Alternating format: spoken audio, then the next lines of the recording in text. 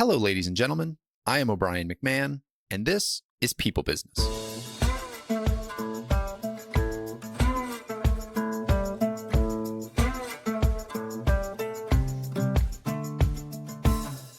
In this episode, I am joined by Aaron Levy. Aaron is the founder of Raise the Bar and Stride, two companies focused on helping organizations create high-performing teams by building better leaders.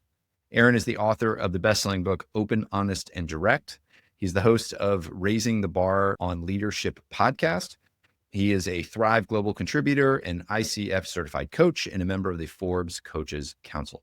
Over the last decade, Aaron and his team have worked with 10,000 business leaders in various industries, inspiring them to define their goals, create tactical action plans, and achieve sustained success. Aaron is a friend of mine. We often get together and talk leadership. He has helped me with my leadership and the way that I am building out my team at work. And he was actually the very first guest on this podcast. He was one of three people that I reached out to at the beginning of the pandemic in 2020, when I had the idea to start this show, and said, hey, would you help me pilot this and see if it would work out? And I thought that his content was really valuable at that time when leadership was critical amidst the chaos of the pandemic. And, you know, leadership is a timeless skill, and it hasn't gotten any less valuable since then. So I wanted to bring Aaron back on the show, dive into kind of the current state of leadership in our hybrid world, and talk about some of those timeless lessons that we can all learn. This is a fun conversation.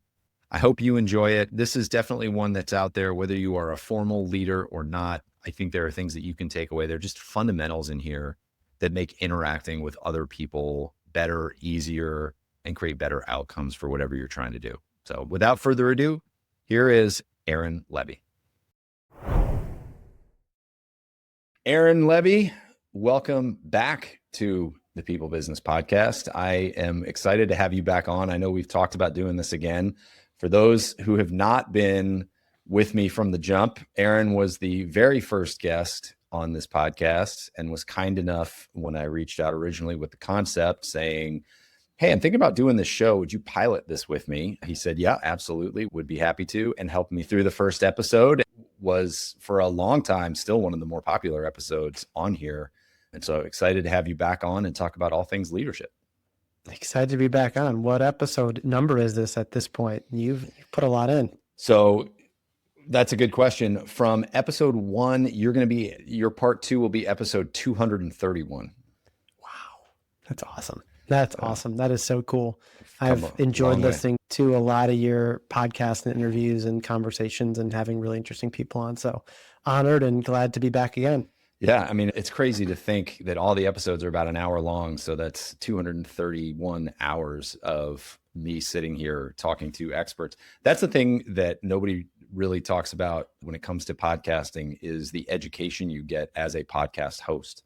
If you think about sitting through a college class, I've sat through about 230 hours of lectures just curated on topics that I'm interested in. So it's been a blast. It's incredible. Yeah. So for those who did not listen to the original show, what is Raise the Bar and what is the work that you're doing?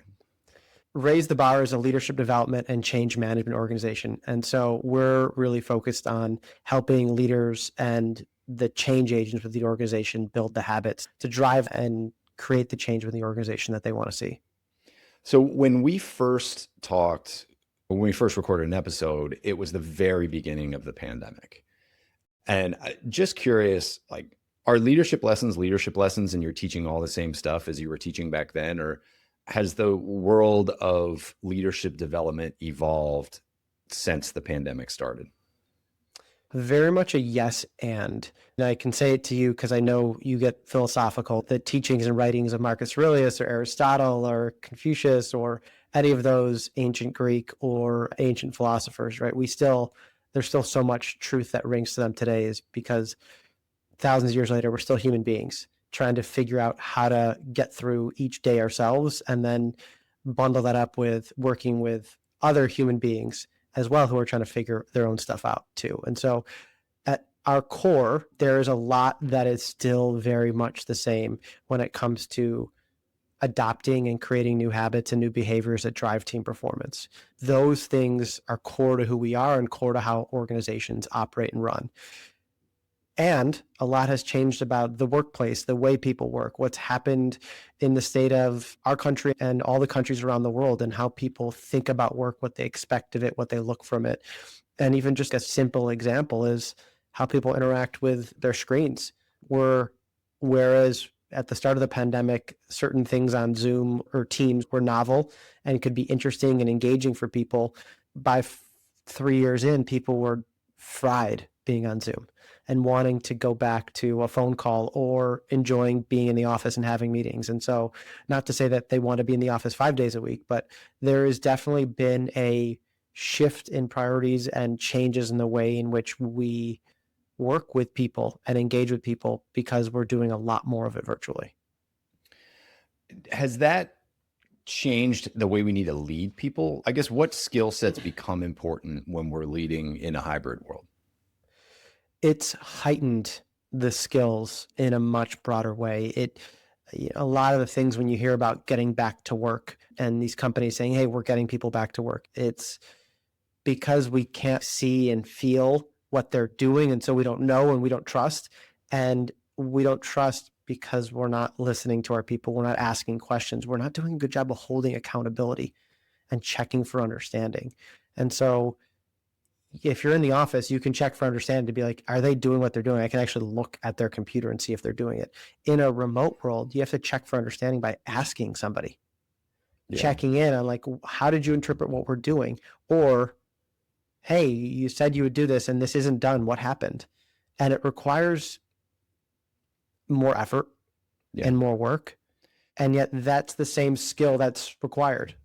It seems like it requires better systems too, and like better processes, because everything has to be done on purpose. To your point, like you don't bump into people as much and just have those check-ins, or you can't look across and see what everybody's doing. And so you have to have a process for yourself for doing that.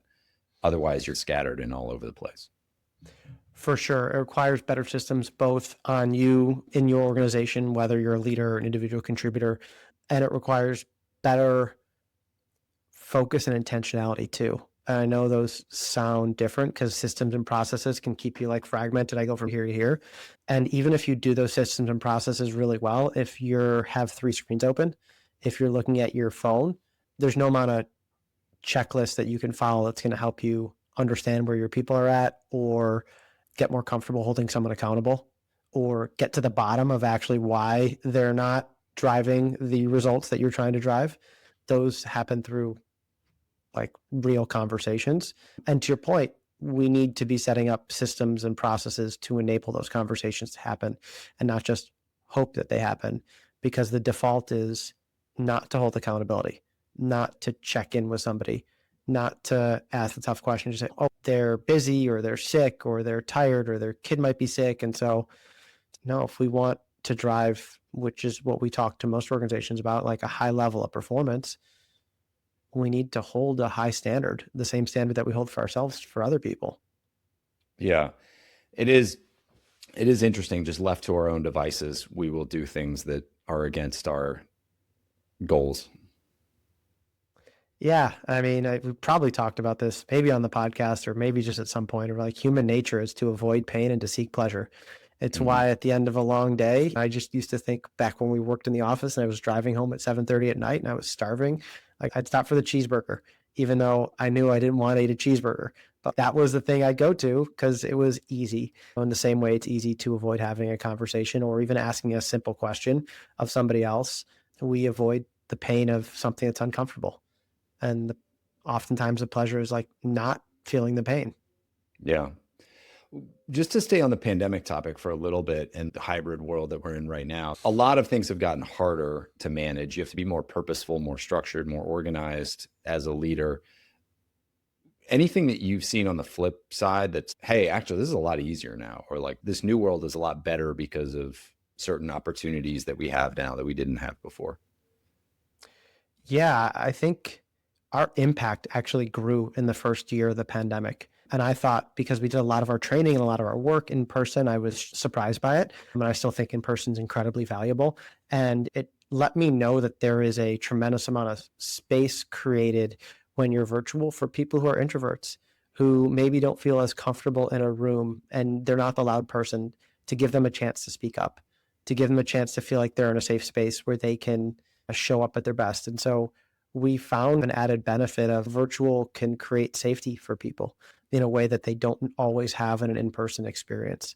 And so that was really a perk and a benefit. And I also think virtual, outside of the obvious, which is like saving time traveling, saving time commuting, right? Like that, the obvious, you can get right to it. And then I can go and see my son after his nap, like when I go down to get a tea or a water. And you get the benefit and the personal joys of that, like the mini breaks in the day that you get being virtual. The other benefit is like our technology tools. Like if I went into the office every day full time, I'd probably have my phone out or something trying to record so that I can get the AI notes, which are actually I copy and paste and then ask questions of to get better intel on my notes from the meeting. And so there's efficiencies that are happening in virtual work that make life a little bit easier. Yeah. Yeah, it is interesting how technologies emerge when you need them to emerge. With AI coming in now, everybody is talking about the end of white collar work, but I've talked on this show before about how we're also facing population decline and how we're going to try to grow an economy for the first time ever without more bodies doing the work. And so how do you do that? You need to scale, and you can use technology like AI to get that scale. And so it's interesting how technology emerged at the times that they're needed. Yeah, it's fascinating. And yet it doesn't replace critical thinking. It doesn't replace that one-to-one human connection. There's certain things like it can't replace. So how do we use it to enhance what we're doing? Yeah. So you do your boot camps. Can you explain a little bit about what those are? Yeah, we're firm believers that change doesn't happen like in behavior or skills. Like you don't learn how to be more strategic, let's say, by watching TED Talks and YouTube videos or reading books. As much as I love to read books, it helps with my strategy, but it doesn't help me build the skill set. And anytime you're trying to build a new skill, it requires deliberate practice, like putting it into your daily workflow, getting feedback on what's working, what's not, and then trying it again. And so our boot camp model was designed with that thought process in mind, which is like most change initiatives in an organization fail, and they fail because we don't introduce practice. We don't force people to get feedback on what's working, what's not working, and we don't give people space to connect it into their daily workflows. And the boot camp is really about having bite-sized workshops where they're practicing. Whenever I always reference is you're getting on the bike with training wheels in a workshop and learning how to do it by doing it, not just by watching a video. You only learn how to ride a bike so much by watching a video. You got to get on it and try it. Yep. And then you got to take the training wheels off and you have to practice what you're learning in real life. So if it's about how to have that tough conversation, you have to go have the tough conversation. Yeah. And then you meet with a coach, and each one of our programs and our boot camp specifically has each leader paired with a coach while they go through their training so that they can reflect on what worked, what didn't work. What am I learning? How am I applying it? And how does it fit into my daily process? Because we can put processes in place from an organizational level, but like you're going to need to say, what's my process on a daily, weekly basis to feel organized and to be adding these things in or removing other things. And that's what coaching really helps leaders do. And we've seen that to be one of the biggest levers. It's not just coaching on its own. It's not just training on its own. It's the combination of both in sequence it's building those repetitions over and over again. I mean, we do that for a 3 or 6 month period through the boot camp, and leaders come out of it having new skills that they actually are using. Yeah. And one of the lessons that has come out of this show over and over again is exactly what you're saying. Like the only way to learn something is to get reps in doing it. And I asked two former Green Berets who were both West Point grads why so many great leaders have come out of West Point. Like, what is it about West Point that creates leaders? And they said, it's just an environment where from day one, you are witness to and expected to demonstrate leadership. You are in charge of one other person from day one, and somebody else is in charge of you, and you get to see how they behave, and you have to lead other people or other small groups. By the time you come out of there, you've had more leadership reps than most corporate CEOs have ever had in 4 years, just because it's just a gauntlet of an experience. But you come out really well forged as a leader. Yeah, and I was just reading something today. It's like the 10,000 hours rule in the Malcolm Gladwell. That in reps, not all hours are created equal. It's the reps and the hours where you're putting a microscope on yourself or somebody else's to get feedback on what's working, what's not working, how you're making adjustments. Because you could blindly go shoot 500 free throws, but if you're doing in the dark, you have no freaking clue if you're getting better or worse. You turn the light on or you look at the film and you say, oh, okay, that's what I'm doing. And then let me change and let me do the next rep. It's not firing off as many as you can. I think that's what makes it count. That makes such a big difference. And it's one of the things we see so often. And it's why we call ourselves a change management organization, is because change takes reps, but change takes deliberate reps. You see so many great athletes, they have so many coaches, right? Like the best performers often have lots and lots of coaches. They're trying to dial in several different aspects of their training, their skill set, their body, their mind, their everything. And they're not relying on themselves to be able to do all that. They're working with others who are experts to guide them and coach them to do that. The military is the same. Like anyone who has read or seen anything on special operations, like they're doing training all the time. They're bringing in mountaineering experts and driving experts and scuba experts and demolition experts, and learning from these people all the time.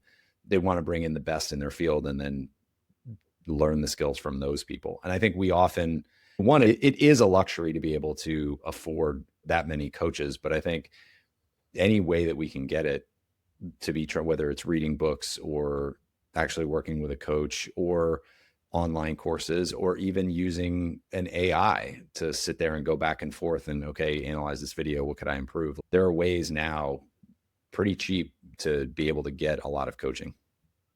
Yeah. And again, that's why I think coaching on its own is valuable, but coaching with built-in practice is like the gold standard, where you're able to practice and learn in real time. Where, your example of the military academy is like they're practicing in real time, and then they're getting retros where they're saying, here's what worked and here's what didn't. They're getting coaching, but without the real-time practice, it's in a vacuum. And whenever you hear a story about one of the greats in sports, they, like, almost always, whenever you're watching that video, they're saying Michael Jordan was the best practicer. Scottie Scheffler's the best practicer. Tiger Woods was the best practicer. It's like they're the best at practicing. Steph Curry, like if you ever watch his warm-up or practice routine, it's crazy. It sounds fun and exciting, but that's what makes the difference between good and great, is how you're able to practice, and so much so that it becomes reality. And I'm a Bears fan, and so the Bears have had some miraculous comebacks, and then you hear the post-game interviews. It says it's exactly how we practice it. And so when you do it enough times, it becomes your default and how you show up. Yeah. I know that's a realization that I've had as an adult, is you see people who are great at something and you just, not that you think it's effortless. Like it takes a lot of work to be an NFL quarterback or an Olympic athlete or things like that. But when they're performing and you're watching, it can look effortless. You can see an author who explodes onto the scene, or a comedian who explodes onto the scene. And then just inevitably, when you hear that person talk about their life, and it's now become more and more apparent with podcasts out there, as these people are being interviewed over and over again, you realize just how many crazy hours they've put in, all the crap they had to deal with, all the terrible things that went wrong. There really is no shortcut. Like it just, if you want to be a good leader, it takes a whole bunch of work. If you want to be good at anything, it takes a whole bunch of work. Yeah, you and I have talked about this. I think we talked about it over breakfast a couple months ago, but yeah, if you want to be good at anything, it takes work. Stuff doesn't just come easy. And there's the book called Talent is Overrated by Jeff Colvin. And he talks about this idea, and he talks about that he's one of the researchers behind the idea of deliberate practice. And he talks about, you can have all the talent in the world, but if you're not applying in the right way, you're not going to be great at anything. It No. really takes, if you want to be great at something, it takes deliberate practice and focus. Yeah. So what are we practicing, right? Where you've got these boot camps, you've got these modules, that things are that people are going through to build these different skills. What are the key fundamental skills, the 101 level, that you're like, can't build these, you can't build anything else on top of them?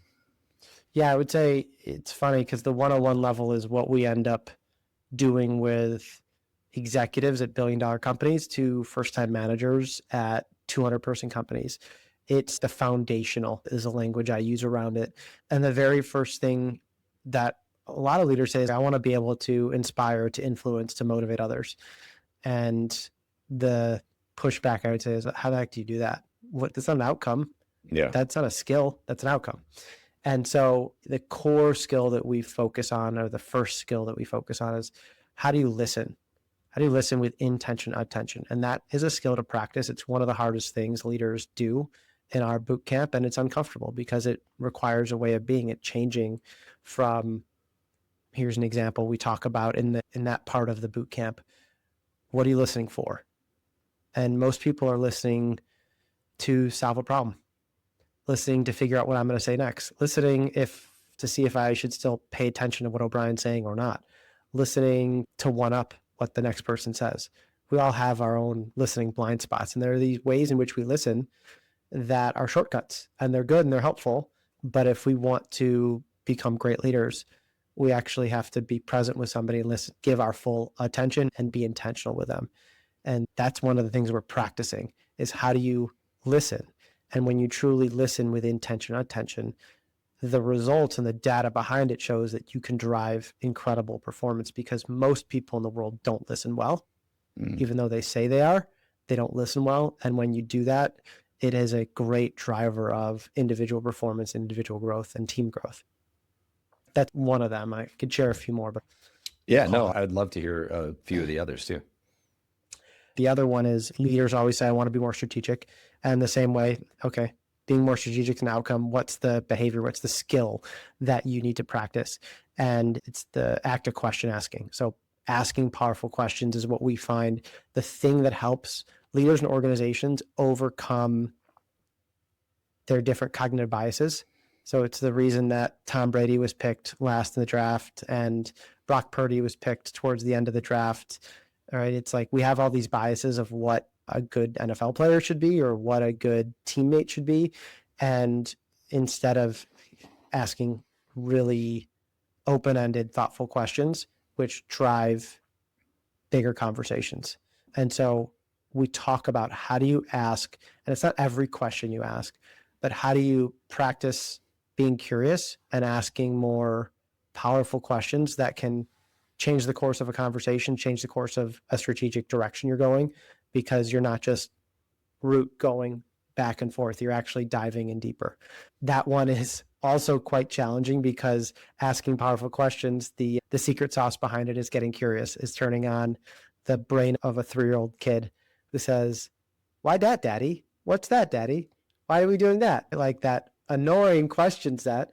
And obviously you would phrase it differently, but it's someone who's curious about the world around them. And if you're curious about the world around you and don't assume, you're going to uncover different ways to do things, new ways to do things, improved ways to do things to drive better outcomes. And then I would say the one of the other big bucket skills is, how do you create psychological safety? Psychological safety is, what we've seen from the research, the biggest driver in team performance. So teams that have a high degree of psychological safety outperform teams that don't, like hands down. And if you're going to work on one thing on your team, it's how do you create psychological safety? Now that's a big question, but we break it down into, safety happens when you create clarity and consistency around your expectations.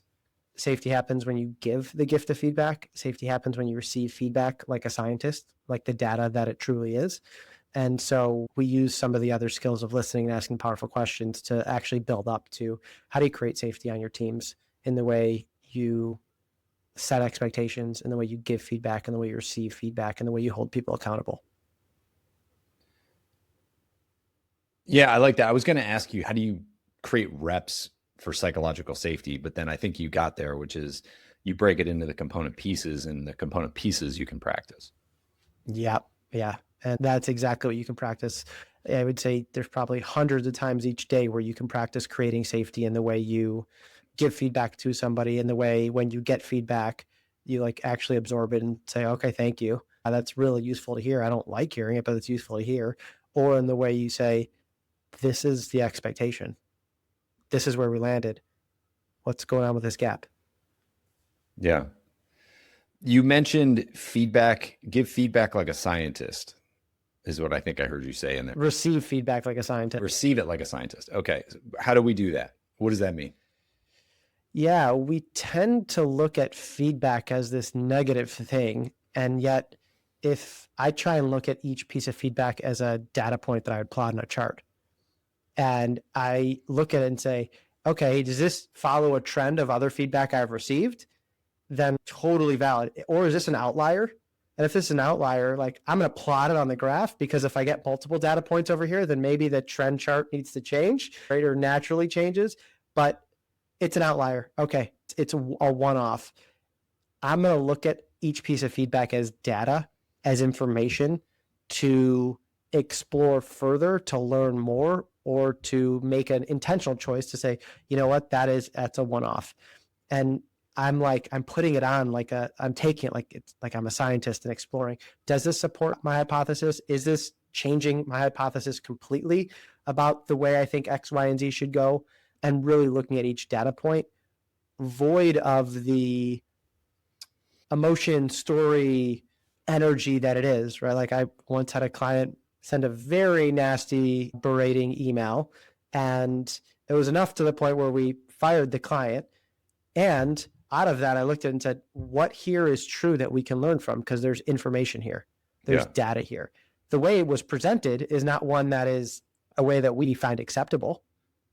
But in the middle of all those expletives, there's something that actually might be good information for us to adapt or adjust our processes. Yeah. How do you help people have an easier time hearing the difficult things being said about them? And I've asked this question a number of times on here, but have come to believe more and more that so many problems in the world are created by people who cannot deal with negative self-emotions. Like they just can't embrace that something about themselves could be the problem here. And therefore they flip it, lash out, gaslight, do all these other bad behaviors, sweep something under the rug, cover ups, all this kind of stuff. Have you found anything to be helpful so that people can process this stuff in an easier way that's just easier to digest mentally? Yeah, I'll give two methods. One, in a coaching conversation or a training conversation, one of the things would be, how does this feedback that you're getting and having a visceral response support or hold you back from the objectives you're trying to accomplish? So anytime we're doing work with an organization or an individual, we're getting clear on what does success look like for you? What do you want to accomplish? And if we were talking, you said, I want to have a 1,000 episode podcast that has this many reviews and this many ratings and holds this stature, and you get one of those blaring reviews, right? It's okay. How does this help you get better at podcasting so that you can reach that level, right? So you hold that feedback against the goal as fuel, as opposed to as, oh me, oh my, like this says something about me. Look at the feedback as it relates to the goal or the objective, detach it from the person. So that is like the number one way we help leaders and we help individuals, is detach the feedback from you and attach it to the objective, the outcome you're trying to achieve. An easy way to do that in the world today is dictate it or copy and paste it if it was written down, or take a screenshot of it and throw it into ChatGPT or Claude and say, what about this can I learn? How can you detach this from the, I'm getting emotionally triggered by this? What's another way I can look at this to help me grow? Yeah. Because feedback is just information to help you get better. Like we do this with thousands of leaders all the time. We ask, what's the point of feedback? And when people share across a room, No one says to hurt somebody else. No one says to belittle. No one says to make someone feel smaller, to make someone else feel bigger. It's to help someone grow, to evolve, to do something better, to improve a process, to make something better. And so at the root of feedback, that's what it's about. And it's just, we make it something much bigger. Yeah. We make it mean more than it might actually mean. And that's where it has a downward spiral. Have you ever read The Status Game? I've talked No. about it on here a bunch of times, but it's a great book. The thesis of the book is that we are all primarily driven by status and a goal for status. Not necessarily to be the alpha number one, but that we all want and need status to be healthy, functioning human beings. I started to read the book and I was like, I don't know about this. And then I got to the end of the book and I was like, I'm pretty sure this is true. And I think of it in this context too. We can understand intellectually that we are being given feedback to help us improve, to get better, to achieve a goal, that people care about us. But when we sit there and we hear, this is how you screwed up and it had this negative impact, it hurt somebody else, it hurt our performance, it got you farther from your goal, it made you look silly. That primal part of our brain that wants to be moving up the status ladder gets triggered because we are so afraid that it's going to move us down the status ladder. And I think when you think about it like that, it makes it easier to understand why it's so hard to accept feedback. But I think we also, if we recognize that in ourselves, we can then arm ourselves against it and be like, look, my natural inclination is going to be to protect myself from anything that could hurt my status in this group, or just the way I think about myself as a successful person. But I'm going to fight against that, and I'm going to try to find the truth in all of these things anyway, no matter how much it hurts. We talked about this earlier in the conversation. Greatness isn't easy. Great leadership isn't easy. Like, just because I say it in a simple way doesn't mean it's easy. And that comes with receiving feedback. Receiving feedback is hard as shit, part of my language, but it is. It's because of, we get triggered. We could walk through the whole emotional cycle that happens to us when a piece of feedback comes in, the story we tell, what it means, like the fight or flight response that happens, the reaction where we desire to avoid pain or seek pleasure. And so we either shrink or we say something we shouldn't, or we disregard it, whatever, to say it doesn't mean anything about me. All of that happens, and all that happens in milliseconds. You can't control that in the moment. That's ridiculous. And yet, through repetitions and through practice, you can actually get, like, that's what we've seen. Raise the Bar's been around for almost a decade, worked with thousands upon thousands of leaders, and you can see those skills can be built. They're not just innate. Only 10% of people have the innate skills of great leaders. The rest are figuring it out or need to practice to build it. And that's why it's an opportunity. If you put the reps in, you could be great, because most other people aren't putting the reps in. I'll give you one, like a specific example of how I practice putting the reps in for years. And I might even still do it and not even notice I'm doing it. When someone gives me a piece of feedback, whatever it is, I say, thank you. And it's just like a default behavior, a process I put in place to just say, hey, I appreciate that. Thank you. And for a while, I didn't mean it. It was like, thank you, and F off, O'Brien. Yeah. But the act of hearing it come out of my mouth as like, it's just a default thing I say, helped me realign and pause and process and say, oh, that is information. Yeah.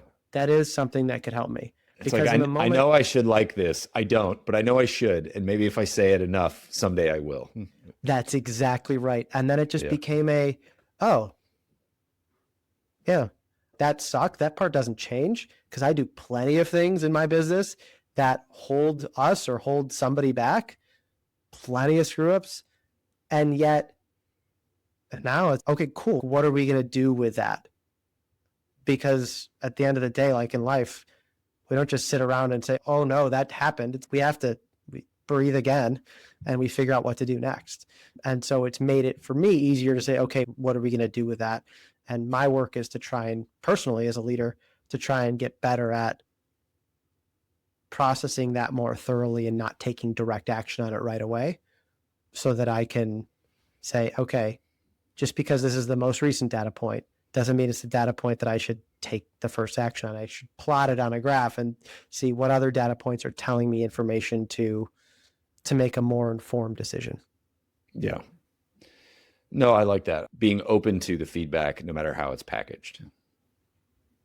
Yeah. And that's a whole nother thing to unravel, right? If someone's packaging in a poor way, that's a different conversation.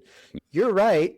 And we don't speak to each other like that. That's not how I live a life, and people don't talk to me like that. And we're going to talk about our relationship because that is bigger than the piece of feedback you gave me. Yeah. Because of the way in which we interact with each other, we don't often take the moment to pause between the thing that caused whatever it caused, the anger, the frustration. And we usually just get our amygdala hijacked and go right into reaction versus what I like to say is take a pause and then respond. Yeah. And there's a big difference between reacting and responding. So how do we deliver this feedback then? If we're going to receive it like a scientist, I think that's great. And I think if we're going to deliver meaningful feedback, we first have to be willing to accept meaningful feedback and demonstrate that we're internalizing it and changing.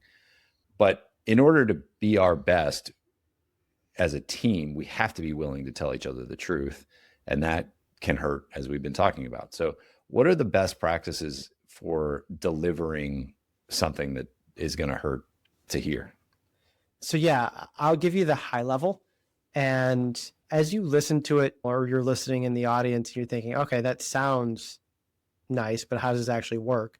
That's the focus of what we do, is getting people to practice doing these things, not getting people to conceptually know what these things are, right? What we're talking about is the knowledge around it. And I'll share some examples for how to practice it.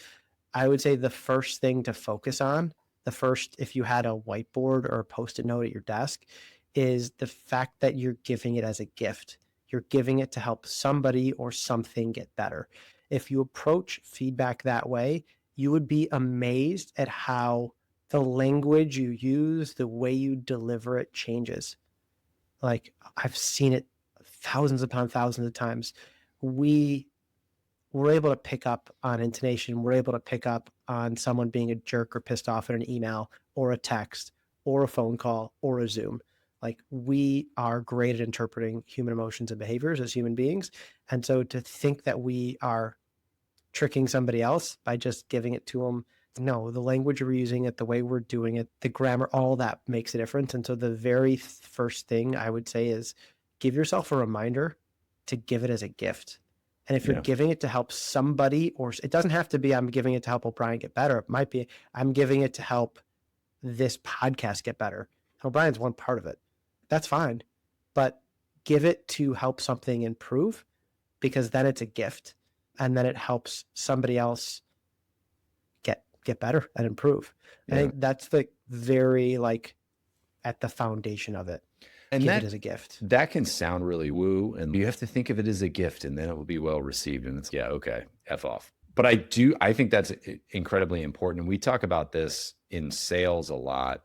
The mindset that you walk into a conversation with matters a ton. And we talk about it in a sales context. And if I'm going to walk in and what I'm thinking of is I need to hit my quota and I would love to get this deal, and how do I get this person to sign?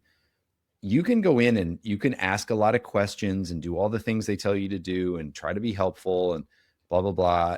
And it just doesn't feel great. It just feels differently than if you walk in with a mindset of, I don't know if this person's going to buy from me, but I'm going to be as curious as I can. And I'm going to try to help this person by the end of this conversation. And we'll see if that means that they want to buy from me. And if you walk in with that, you ask all the same questions, you tell all the same information about what you do, all the same demos, whatever, it just feels better to the person across the table, because they can sense, to your point, like, we're all so attuned to other human beings. They can sense that intention. Even if they can't articulate it, they can feel it.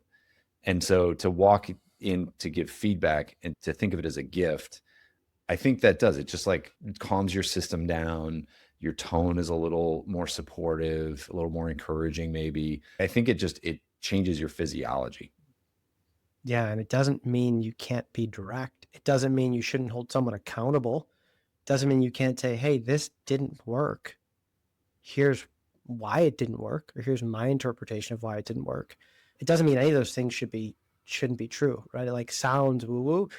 And I challenge you to practice it. I challenge you to put a Post-it on your computer or on your desk for a week. And anytime you're thinking about giving feedback, give it through, put that one thought through your head, and you'll see the difference. Like, it's one of those things that we just challenge people to practice and get the reps in.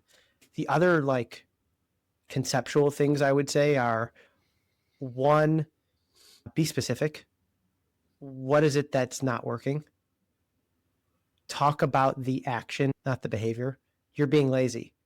Okay, what can I do with that? No, you spelled my name wrong in the client email. Like, the expectation is that you spell my name right and all the client's name, and you get the numbers right in the email. Now, my interpretation of that is you're lazy and you didn't do the extra work. But like, removing our interpretation from the actual feedback of like, specifically, what is it that worked or didn't work? Yeah. What's the action or behavior that the person did or didn't do?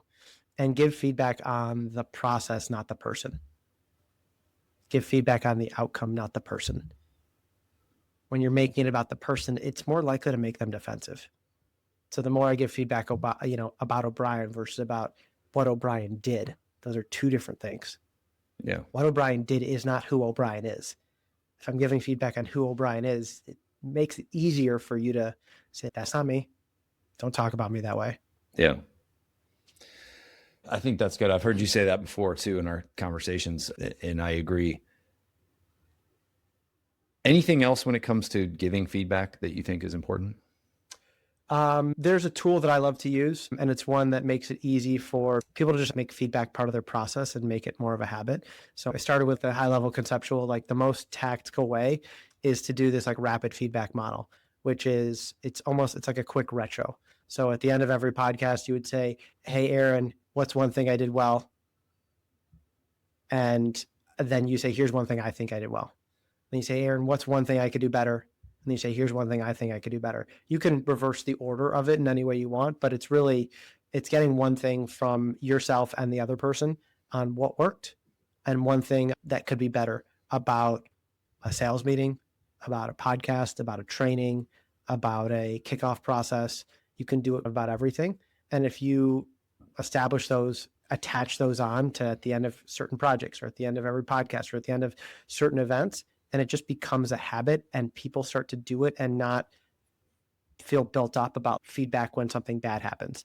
Like at the end of a football game, they're going to analyze what worked and what didn't work, regardless of if you won the game or you lost the game. That's just what we do. We analyze. And so why aren't we doing the same thing internally? And that creates a process that people feel safer giving and receiving feedback. Love it. Thank you. I want to pivot a little bit, or maybe a lot.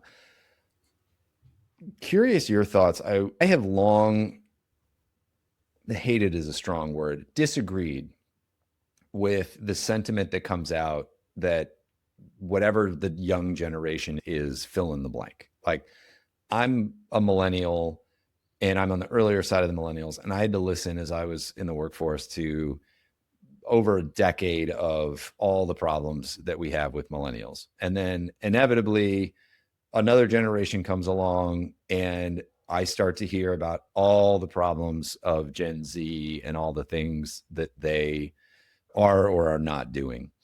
And I was listening to somebody talk about this topic the other day, and they were like, yeah, and in the 70s, everyone was complaining about Gen X. And in the 70s, 60s, everyone was complaining about the boomers.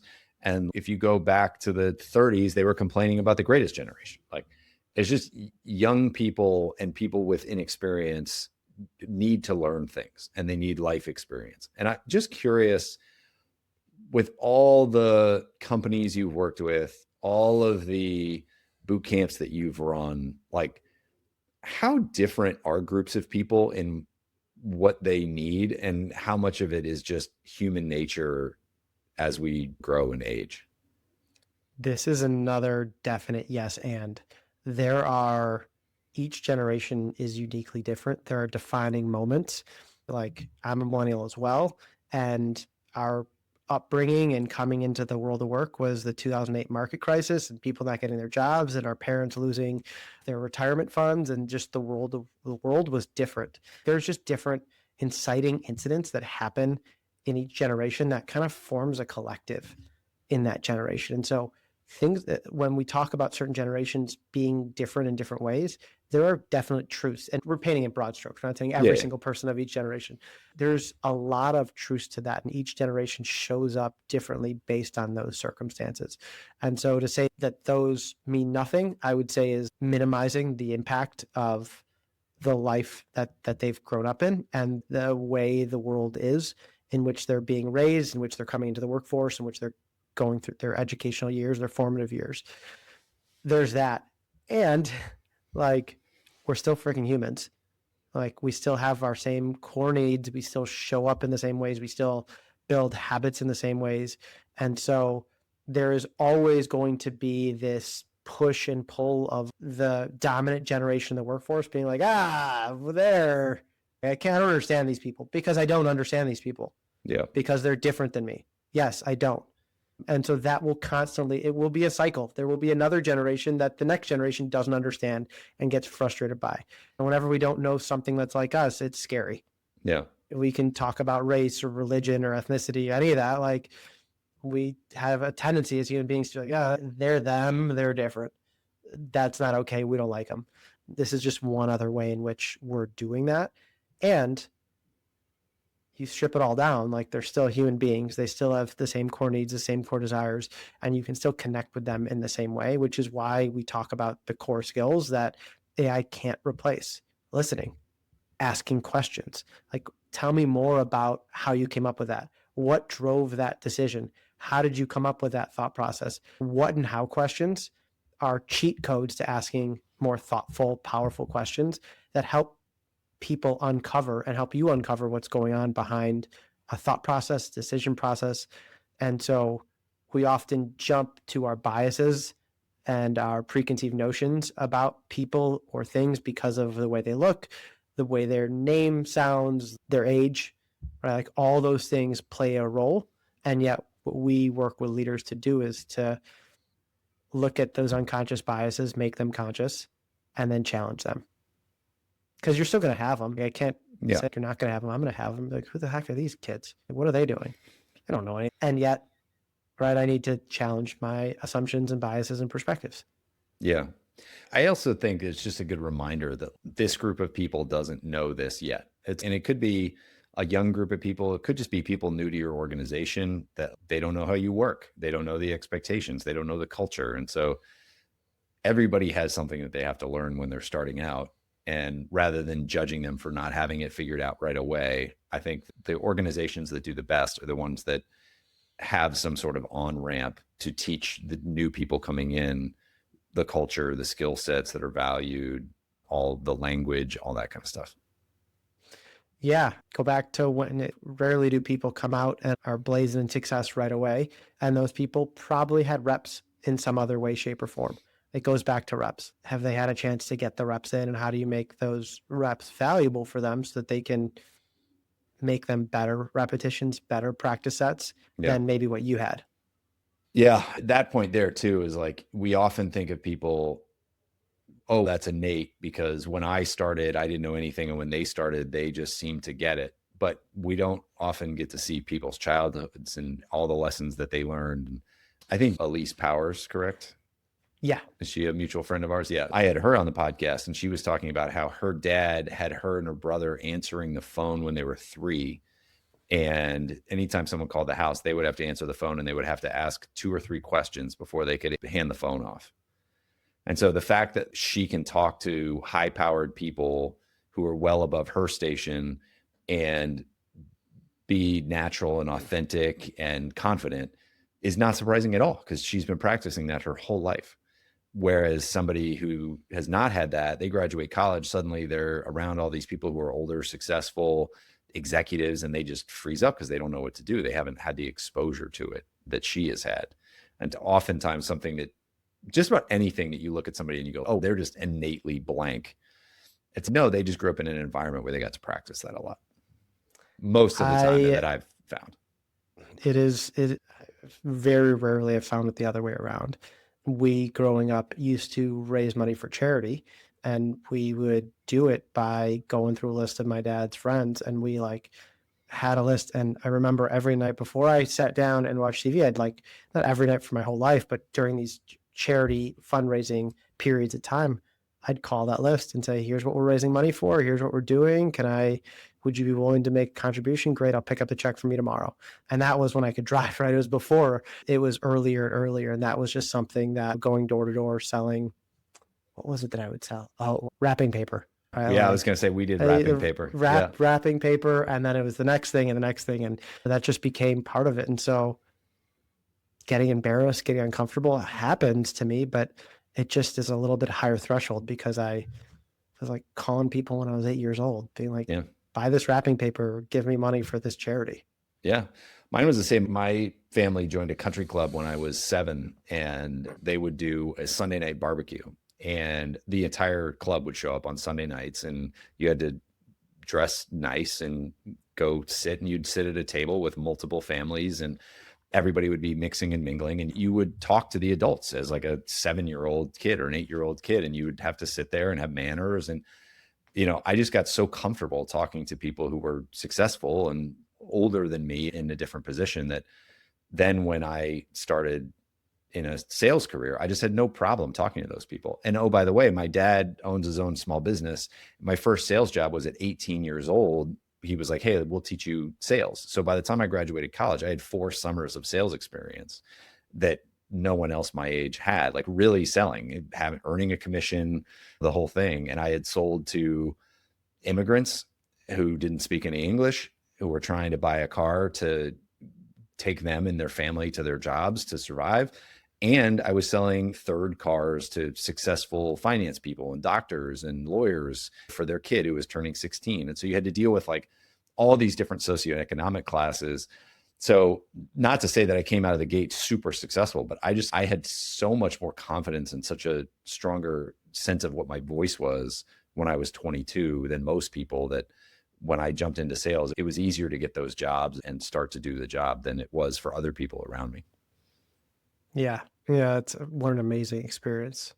Yeah. It goes back to whether you're getting reps in or not, right? Like your past experiences are actually reps as well. Yeah. Yeah. Well, and I think helping people to frame it that way. Like a lot of times people don't think they have skill sets, and it's like, well, no, you actually do have a lot of resilience. Look back at your life, like lean into that. What did you learn there? Let's use that here. And it's, oh, okay, I actually do know how to do this. Yeah. I know we're coming to the end of time here. I was just curious, is there anything about the way that you lead Raise the Bar that surprises your clients? Good question. I think it's probably the fact that we truly lead by example. And so we will call out leaders if they're not showing up, or if they're like eating and off camera during a training session. And we have no problem calling and saying, hey, what's going on? If you don't want to be here, we don't need you here.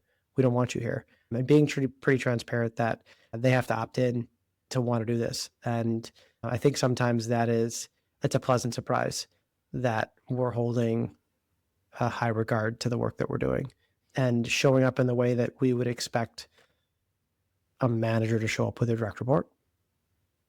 Yeah, that's a good one.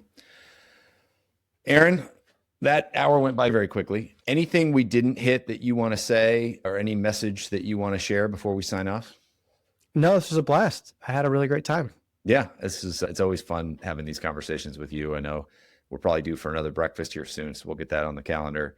But appreciate you coming on the show. Appreciate you sharing your knowledge here. We will put all the links in the show notes on how to reach Raise the Bar, and would encourage anyone, whether you want to be a better leader, if you have direct reports below you that you want to up their game, or if you want to think about this from a company-wide level, they're doing some great work. So reach out. This is what he does. So don't be shy in reaching out to Aaron for some help. Yeah, appreciate it. Thank you. This was fun, and looking forward to our next breakfast. All right. Good luck with all your leadership challenges out there. And yeah, be the leader you would want somebody to be for you.